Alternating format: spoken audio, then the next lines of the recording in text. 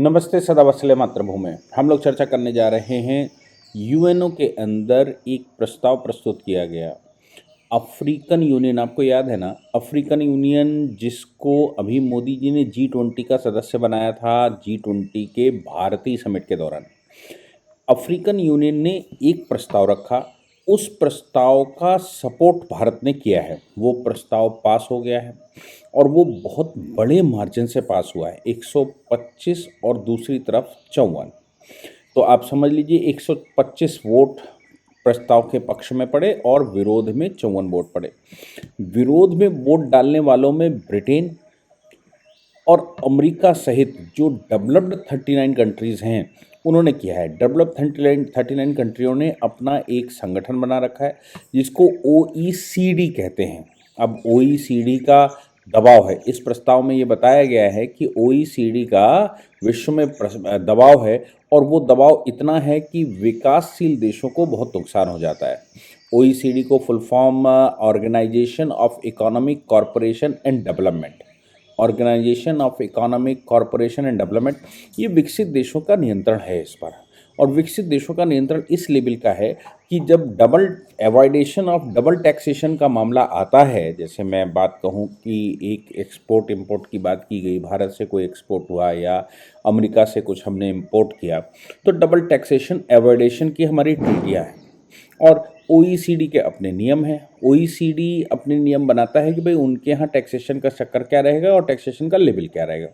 तो OECD के जो टैक्सेशन का तरीका है या जो उनका ऑर्गेनाइजेशन वो चलाते हैं, उससे विकासशील देशों को नुकसान होता है। और डबल टैक्सेशन अवॉइडेशन ट्रीटी दूसरा टैक्सेशन का जो तरीका है।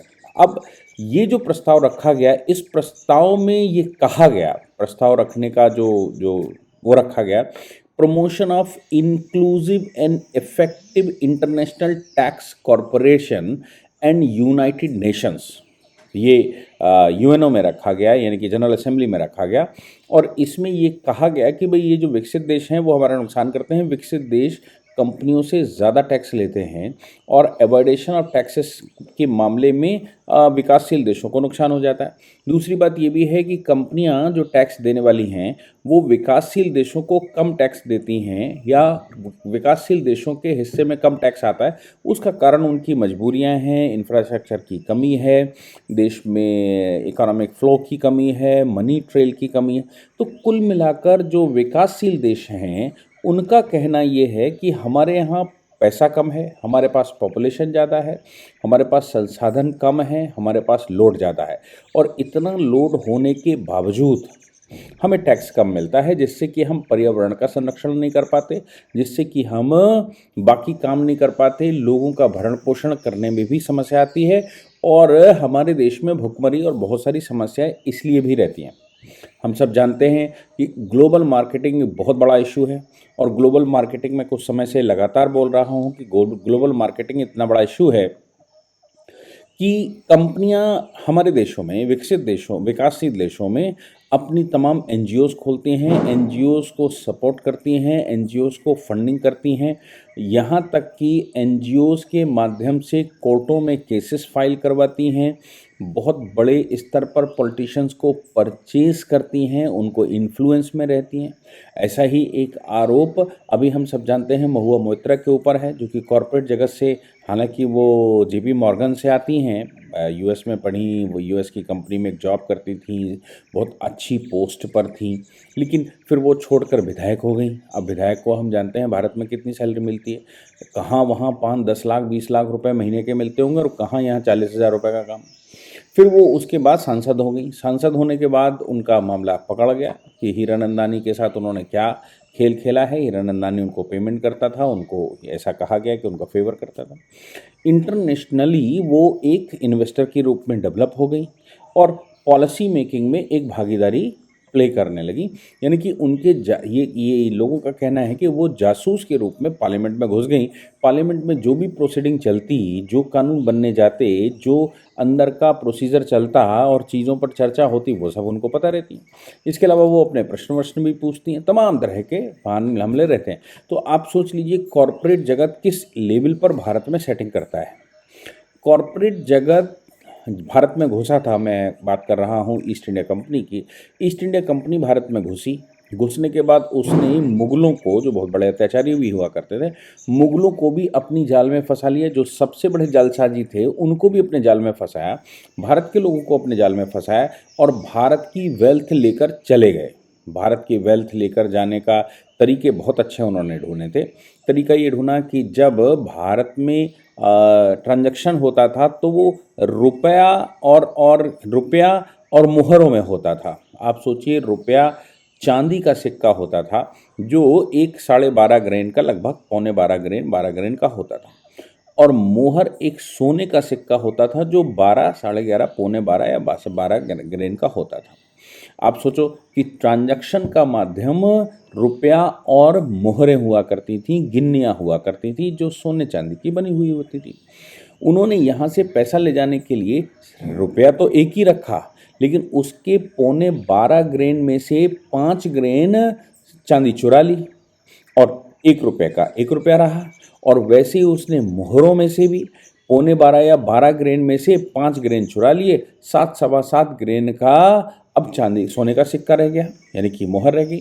तो आप सोचिए कि अप्रॉक्स 40% भारत की करेंसी वो ऐसे ले गए। फिर बाद में उन्होंने आपको कागज़ का नोट थमा दिया, लोहे का सिक्का थमा दिया और कागज़ के नोट पर लिख दिया कि मैं धारक को 1 रुपया देने का वचन देता हूँ। सोना चांदी पूरा का पूरा लेकर चले गए। वो करेंसी नहीं ले गए थे, वो सोना और चांदी ले गए थे। इसी प्रकार भारत में जो भारत का सोशल स्ट्रक्चर था, भारत का जो इकोनॉमिक मॉडल था, हिंदू मॉडल था, उस मॉडल को उन्होंने ब्रेक करके यहाँ कंपनियां लगाई। गांव में हर प्रकार की ज़रूरत को पूरा करने वाले लोगों की दुकानें हुआ करती थी, उनका काम हुआ करता था। गांव में जो फसल पैदा होती थी वो सब में डिस्ट्रीब्यूट होती थी और इस आधार पर पूरे गांव ग्लोबल विलेज के रूप में काम करता था। बाहर कुछ जाना नहीं है और बाहर से कुछ आना नहीं है। अगर आना वाना भी पड़े तो वो राज्य की व्यवस्था में बना रहता था। ऐसी व्यवस्था में बेरोजगारी की कोई स्थान ही नहीं था। हमारे पास रोजगार के लिए हमको स्किल डेवलपमेंट के किसी कार्यक्रम में पढ़ना नहीं होता था, क्योंकि पिता पुत्र को सिखाता था और जन्म से सिखाता था। पढ़ाई के नाम पर गुरुकुल हुआ करता था, उस गुरुकुल में सभी पढ़ने जाते थे। सीनियर जूनियर को रोज 1-2 घंटा पढ़ाता था, सब पढ़ते और सब पढ़ाते, और उनको कंट्रोल करने के लिए एक कुलाधिपति या कुलपति की नियुक्ति होती और वो कुलपति गिरे हुए कपड़े रह के वहाँ पहन कर वहाँ रहता। टेक्नोलॉजी के ट्रांसफ़र के लिए साधुओं की टोली गांव से गांव में घूमती रहती। एक गांव में जो टेक्नोलॉजी देखती दूसरे गांव में सप्लाई कर देती, दूसरे गांव से नई सीखती तो तीसरे गांव में सप्लाई कर देती। इस प्रकार टेक्नोलॉजिकली भी गांव स्ट्रांग होता चला गया। संसार की हर बात की जानकारी गांव में उन साधुओं के माध्यम से होती रही और फिर एक तंत्र डेवलप हो गया। वो पूरा तंत्र उन्होंने तोड़ा। गांव के आर्टिसंस को, गांव के जो अलग अलग व्यापार करने वाले हैं उनके व्यापार ख़त्म किए और फैक्ट्रियां डाल दी और उनमें उन्हीं को अपना कर्मचारी बना लिया। इस प्रकार भारत का पैसा ले गए, भारत का स्ट्रक्चर तोड़ दिया, भारत की एजुकेशन ख़त्म कर दी, भारत में स्किल डेवलपमेंट के प्रोग्राम चलने लगे। इन परिस्थितियों में भारत गरीब और गरीब होता चला गया।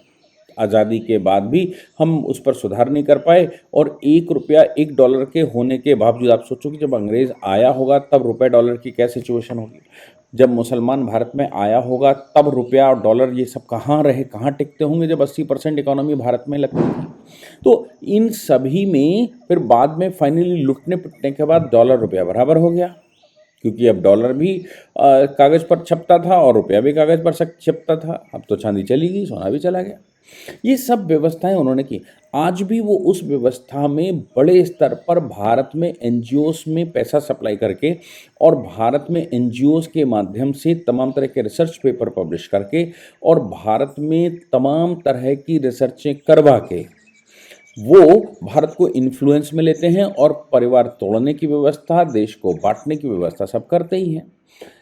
अब ये तो वो प्रोडक्ट अपना बेचना चाहते हैं, ये उनका इकोनॉमिक मॉडल है, ये ईसाई का मॉडल है, ये मुसलमान का मॉडल है, ये हिंदू मॉडल तो बिल्कुल नहीं है, क्योंकि हिंदू मॉडल में कोई बेरोजगार नहीं रह सकता।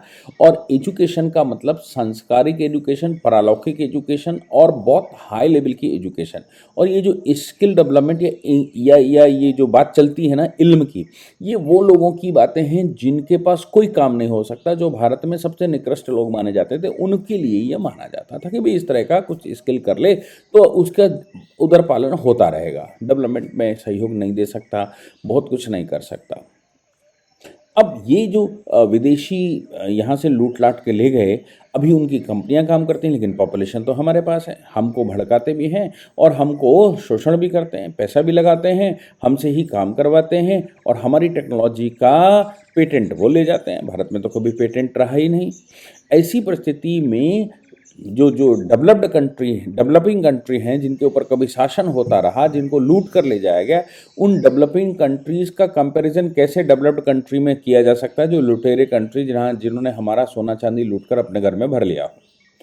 ऐसी परिस्थिति में ये जो रेजोल्यूशन आया, इस रेजोल्यूशन ने कहा कि भाई सबके पास टैक्स बराबर की संख्या तादाद में होना चाहिए। जो विकसित देश हैं उनमें जो टैक्सेशन की व्यवस्था है वही टैक्सेशन मल्टीनेशनल कंपनियों को विकासशील देशों में भी होनी चाहिए। विकासशील देशों को कम टैक्स मिले और विकसित देशों को ज़्यादा टैक्स मिले, ऐसा ठीक नहीं है। इसलिए उन्होंने कहा आज की तारीख में जो कंट्रोल है वो OECD का है। OECD यानी कि organisation of economic corporation and development. OECD में 39 कंट्रीज़ हैं जो विकसित देश हैं। ऐसी परिस्थिति में वो कहते हैं कि ये जो विषय है जिसमें टैक्सेशन तय करने की बात है, ये UNO के पास होना चाहिए, ना कि OECD के पास, ना कि ये वर्ल्ड बैंक के पास, ना कि ये IMF कंट्रोल करें, ना ही IBRD कंट्रोल करें। कुल मिलाकर इस रेजोल्यूशन का पर्पस ये है कि UNO के अंदर इस पर चर्चाएं हों। UNO की स्पेशलाइज एजेंसी जो UNO के लिए रिस्पॉन्सिबल हो, ऐसी एजेंसी को काम देना चाहिए, ना कि OECD में को, और उनको निर्धारित करने का अधिकार देना चाहिए जो कि ऑलरेडी विकसित देशों का संगठन है। भारत ने 125 वोटों की तरफ इशारा किया, मतलब वोट डाला, और 48 विपक्ष में, जिसका मैंने कहा कि 39 उसमें वो OECD के सदस्य हैं। रेवेन्यू साझेदारी के मामले में संयुक्त राष्ट्र में पेश प्रस्ताव भारत, चीन, ब्राज़ील जैसे ब्रिक्स देशों के समर्थन से पास हुआ है। अफ्रीकन कंट्रीज़ को हमने समर्थन दिया है और विकसित देशों ने उसका विरोध किया है। मुझे लगता है कि इसमें भारत ने जो साथ दिया है गरीब देशों का, और ये कहा है, या विकासशील देशों का, और ये कहा है कि भाई टैक्सेशन के मामले में बराबरी सबको मिलनी चाहिए। जितना टैक्स विकसित देश को मिलना चाहिए उतना ही टैक्स विकासशील देश को भी मिलना चाहिए। विकासशील देश को नेगोशिएशन करके आप हमारे यहाँ के स्ट्रक्चर चेंज करते हैं, सब दुनिया भर के NGO गैंग वगैरह पैसा लगाते हैं और यहाँ से सारा पैसा लूट कर वो वहाँ ले जाते हैं। ऐसा नहीं होना चाहिए। हमारे देश में भारत सरकार भारतीय कंपनियों को बढ़ाने के लिए पूरी प्रयासरत है। विदेशी कंपनियों को कोशिश करती है अवॉइड करें। इसीलिए भारत ने अडानी अंबानी जैसी बहुत सारी कंपनियां यूनिकॉर्न बनाकर भारत में काम देना शुरू किया। अब आपके पास टेक्नोलॉजी नहीं है, आपके पास वो इंफ्रास्ट्रक्चर नहीं है, तो फिर कंसल्टेशन की व्यवस्था की, और कंसल्टेशन कंपनी जो कंसल्टिंग कंपनीज़ हैं उन कंपनीज़ को जो यूरोपियन और अमेरिकन हैं उनको पैसा देना शुरू किया। लेकिन काम भारतीय कंपनियां करें, भारतीय कंपनियां सीखें और भारतीय कंपनी विश्व में अपनी धाक बनाए, ऐसा प्रयास भारत सरकार का इस समय है। इससे पहले ये चाइना प्रयास कर ही चुका है, लेकिन भारत सरकार का भी प्रयास है आज का 2014 के बाद यही करने की कोशिश है कि विश्व में हमारी कंपनियां कैसे जाएं और हमारी कंपनियां वाइबल कैसे हों, हमारी कंपनियां कॉम्पीट करने लायक कैसे बने, सशक्त कैसे बने।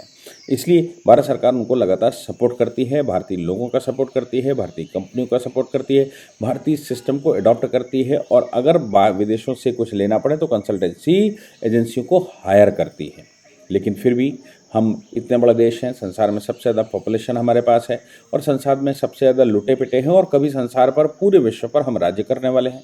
विश्व गुरु के रूप में प्रतिष्ठित देशों में हम हैं। 80% इकॉनमी विश्व की भारत से ही चलने वाले ऐसे देश हम हैं। लेकिन उन देशों ने जो अब विकास का मॉडल डेवलप किया है वो विकास नहीं विनाश है, और ये आम आदमी की हार है। तो टैक्सेशन भी नहीं मिलता, टैक्स भी नहीं मिलता, और हमें काम भी करना पड़ता है। इस प्रस्ताव को भारत ने खुलकर समर्थन दिया है और विकसित देशों का विरोध कर दिया है। ये भारत सरकार की अपनी एक उपलब्धि के रूप में जाना जाना चाहिए, या भारत की स्वतंत्र विदेश नीति के रूप में जाना चाहिए कि हम किसी US, किसी और कंट्री से, ब्रिटेन से या रशिया से बंधे हुए नहीं हैं। हमारे देश के अपने हित कहाँ होंगे और विश्व का कल्याण कहाँ होगा, उसमें हम पूरा प्रयास करते हैं विश्व कल्याण के लिए ही 125 देशों का समूह जिसने कि ये प्रस्ताव रखकर उसका समर्थन किया और 48 देशों का वो समूह जिसने इसका विरोध किया, दो तरह का गरीब वर्सेस अमीर दिखाई देने लगा है। आगे क्या होगा, एक बार सूचना आएगी तो ज़रूर अपडेट करेंगे। जय हिंद, जय भारत, वंदे मातरम।